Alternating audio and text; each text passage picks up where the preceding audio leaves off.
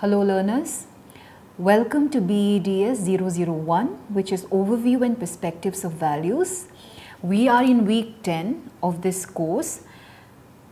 In this week, we will be discussing rules and principles of human conduct, theories of conduct, which will be divided into 3 sections. This particular week will be divided into 3 sections. First, we will be discussing rules and principles of human conduct, and we will be touching upon some aspects of theories of conduct.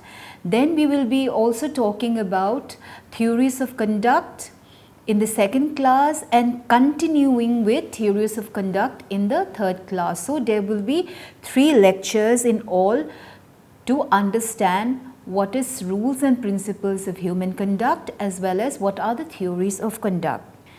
What do you mean by conduct? Conduct has different meanings. When we talk about conduct in terms of moral aspect, it is a mode or standard of personal behavior, especially as based on moral principles. On the other hand, conduct is also the act, manner or process of carrying on. That is, for example, management is praised for the conduct of the campaign, election campaign, etc. So when we talk about conduct, conduct is a mode or standard of personal behavior, especially as based on moral principles. For example, you may have certain ways of behavior, the way you conduct yourself when you are in a place of worship, or when you are in an office, or when you are in in a place where there is a public meeting going on, and so on. So the way you conduct yourself, the way you behave will reflect what your standard of personal behavior is, and these may be based, and most of the time it is based on moral principles. Like when you are in a place of worship, you would bow down your head, or you will cover your head, or you will leave your shoes before entering the place of worship. This is how you conduct yourself. On the other hand, when you are in an office, or when you are in a public meeting, the way you conduct yourself would be like listening carefully to what the person who is speaking, or you are you pay attention, you do not make any noise, you do not disturb others, and so on and so forth. So these are the ways by which you can define what is conduct and what are the different meanings of conduct. While deciding in what way we should act in a given situation involving moral choice, we usually follow certain rules of conduct which are approved by the culture we live in. So when we are talking about rules of conduct, when we are talking about certain rules, behavior by which you live in the society and which are approved by the culture or the society we live in, there are certain examples, there are certain rules which we follow in the culture or in the society we live in. For example, never take a human life. This is one rule of conduct which you would abide by. Then never cause needless pain and sufferings to others. Don't engage in sexual activity outside marriage. Always turn the other cheek when you have been injured on one cheek. Don't steal. Always honor your parents. Never tell a lie, etc. So these are the various rules of conduct by which you tend to abide by or you follow, because these are the rules of conduct which the society expects you to live by, or the culture. It is the culture which expects you to abide and follow these rules of conduct. A reflection will show that none of the above mentioned rules is a complete guide to human conduct. These rules tell you what to do, but they do not tell why we should follow them. What we need to know is a moral principle or a set of moral principles from which such rules follow. So, when we talk about certain rules of conduct, you are told to do this, you are told not to do that, but these rules tell you only what to do, but they do not tell you why we should follow them, what are the principles behind why you should follow them. So, what we need to know is a moral principle or a set of moral principles from which such rules follow. We need to understand general principles of conduct which prescribe what one should do in all circumstances. So, what we need is a general principles, rules of conduct, general principles of conduct which can be prescribed for members of the society to be followed in all circumstances. Now, before we move on to this general principles of conduct which should be prescribed for the members of the society to follow in all circumstances, let us talk about let us briefly discuss what bad conduct or good conduct is. When we talk about bad conduct means acts or omissions constituting gross negligence, willful or purposely misconducting things, affairs, fraud, intentional misrepresentation, criminal conduct, bad faith or a knowing violation of law. So, it means you are doing something bad, you are behaving badly, you are behaving against the rules of conduct, you are behaving against what the society aspiration is, what the society expects of you. For example, you do certain criminal activities, you do not follow the rules of the law, rules of the land, then you intentionally conduct what is called criminal activities. So, this is bad conduct. On the other hand, what is good conduct? Good conduct would be good behavior. You behave well, you follow the rules and regulation. Because of your conduct you are appreciated, because of your conduct you are given reward, you are mentioned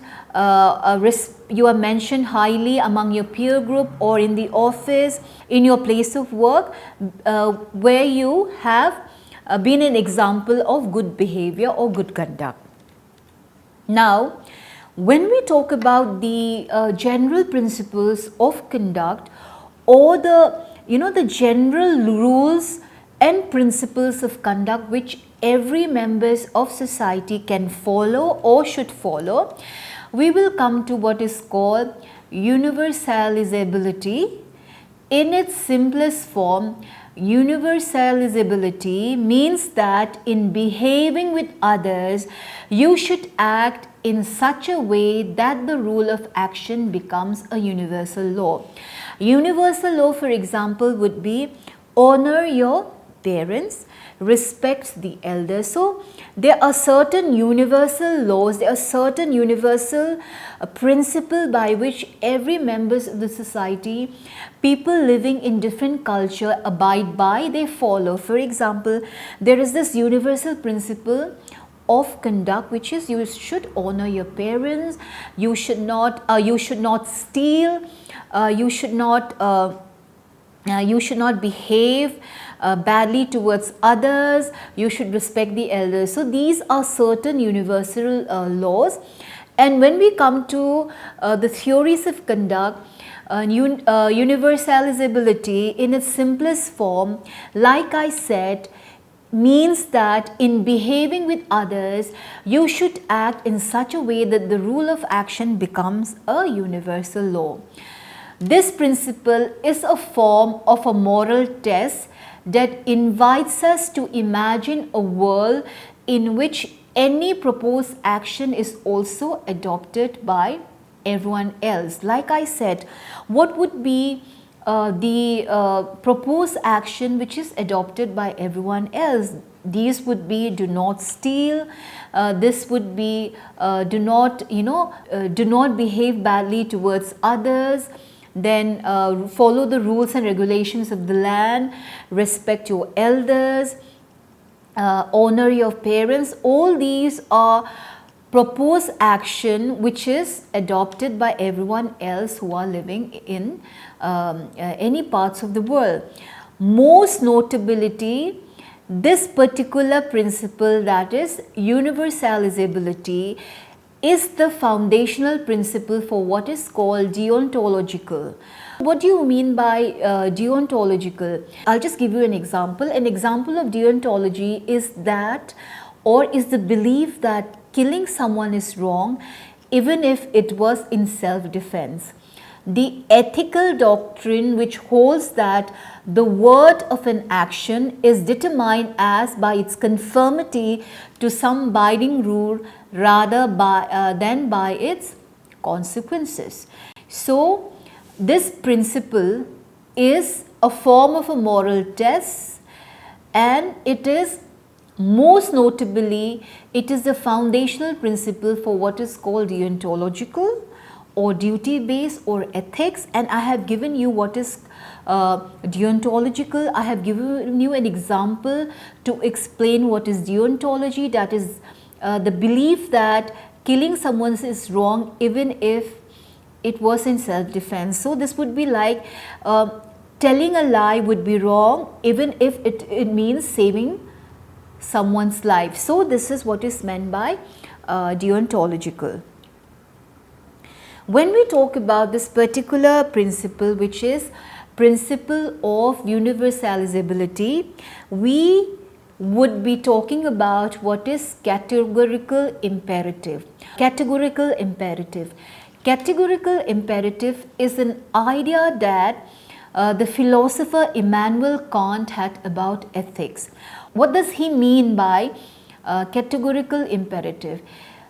He gives an example. For example, if a person wants to stop being thirsty, it is imperative that they have a drink, that is, they go and drink water.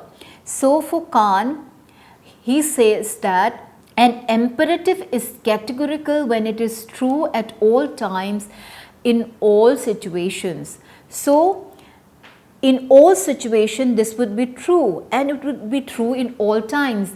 If you are thirsty, it is imperative that you go and drink a glass of water, or you go and drink a glass of cold drinks or juice. So, when we talk about categorical imperative, Immanuel Kant said imperative is categorical because it is true at all times and in all situations. For example, if a student has to get good marks in the exam, so it is imperative that the student studies the syllabus which is coming for the exam in order to get good marks. So, this is true at all times and in all situations, that if a student wants to get good marks, he or she has to complete the syllabus and appear for the exams. If the student does not complete the syllabus, if the student does not study for the exam, then the student will flunk, would fail in the test because he has not studied or he has not completed the syllabus. So, it is imperative that a student who wants to get good marks, a student who wants to pass in his or her exam, that he or she should study the particular exam and complete the syllabus. Immanuel Kant was a German philosopher, and while working on moral principles, he set forth certain moral principles which one can unconditionally follow. These principles are called the categorical imperative. So, this is elaborating what a categorical imperative is, that is, the principles that one ought to follow. When we talk about categorical imperative, these are principles that one ought to always follow. So when you act, you could wish that the maxim of your action to become a universal law of human conduct. So according to Immanuel Kant, act that you could wish the maxim of your action to become a universal law of human conduct. So when you talk about human conduct, when you talk about universal law, Immanuel Kant said your action should be such that it becomes a universal law of human conduct. For example, you decide to break a promise or an agreement because it is no longer convenient or relevant for you to keep it. The maxim of your action is break an agreement or a promise if it is no longer convenient or relevant. So, according to Immanuel Kant, he gives an example of how the maxim of your action can become a universal law of conduct.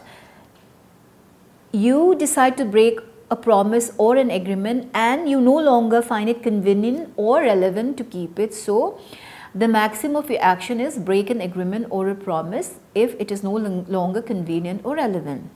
Yet a more positive maxim which is more desirable to universalize may be you should help others when they are in trouble. Another possible maxim may be because I don't help others and leave them alone when they are in trouble, they need not help me and may leave me alone when I am in trouble. So, both these maxims are possible, but the categorical imperative does not tell us which rule we should follow. The requirement of impartiality, however, is compatible with both of this. We can hold that the principle of impartiality is undoubted a necessary condition, but it is not a sufficient condition. Let me repeat. When Immanuel Kant, who was a German philosopher, while working on moral principles, he set forth certain moral principles which one can unconditionally follow. These principles are called the categorical imperatives, where I gave you an example where if a person is thirsty, it is imperative that he or she should go and drink a glass of water, juice, cold drink and so on. So this is the principle that everyone follows, and he also talks about the maxim of one's action to become a universal law of human conduct. So if you want your action to become a universal law of conduct, then you should your action should be such that it can be followed and it can become universal law of conduct.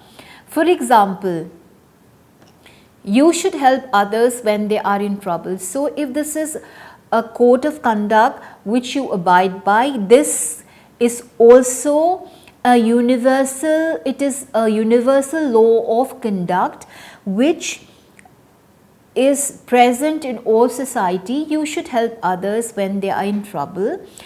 And also another possible conduct would be, because I don't help others and leave them alone when they are in trouble, they need not help me and may leave me alone when I am in trouble. So there are certain desirable law of conduct, rules of conduct, principles of conduct which has become universal, or because it has been followed over time and again, that it has become a universal law. And when you talk about the example of you should help others when they are in trouble, or you should leave others alone when they are in trouble because they have left you when they are in trouble, both these maxims are possible, but the categorical imperative does not tell us which rule we should follow. The requirement of impartiality, however, however, is compatible with both of this. We can hold that the principle of impartiality is undoubtedly a necessary condition, but it is not a sufficient condition. So, when we talk about categorical imperative, when we talk about theories of conduct, where we have talked about universalizability, we are talking about certain rules of conduct, certain rules of action which has become a universal law. So, in today's class, we have discussed what are the different meanings of conduct. We have talked about conduct which is a standard personal behavior. It is also a mode of behavior which is based on moral principles.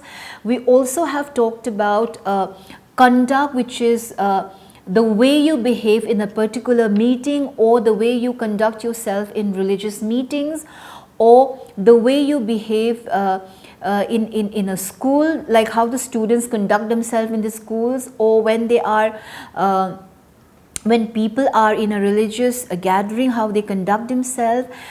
These are the different meanings of conduct, and conduct has what is called bad conduct as well as good conduct. When we talk about bad conduct means bad behavior. You take up criminal activities, you do not follow the rules of the law, rules of the land, you break the rules of the law, and you also do not follow what is the rules of conduct which is there in the society, like you steal, you steal, you tell lies, you kill people. This would be what is called bad behavior or bad conduct. And when we talk about bad behavior, there is another end to it, which is called good conduct or good behavior. Good behavior would be following rules and regulation. Good conduct would be following or behaving in such a manner that you are following the moral principles or the standard principles which are there in the society and which are given in the which the culture to which you belong to expects you to follow.